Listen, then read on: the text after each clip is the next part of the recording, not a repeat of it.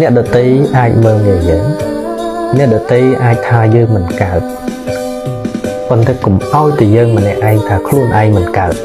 គឺចឹងយើងត្រូវមើលពីទេពកោសល្យរបស់យើងថាតើយើងមានអី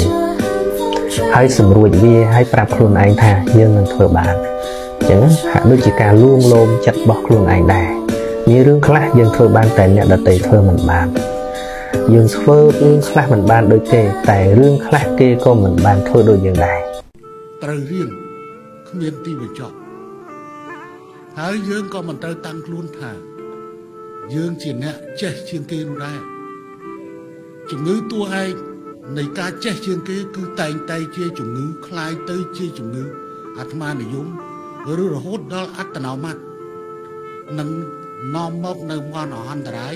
និងភាពឯកោដាក់ខ្លួនតែប៉ុណ្ណោះ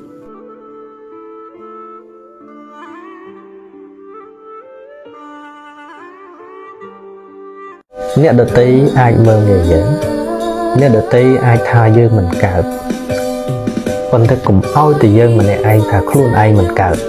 គឺចឹងយើងត្រូវមើលពីទេពកោសល្យរបស់យើងថាតើយើងមានអី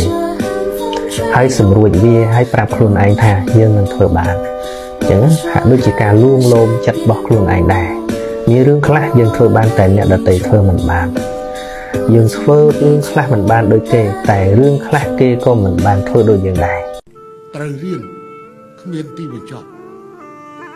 ហើយយើងក៏មិនត្រូវតាំងខ្លួនថា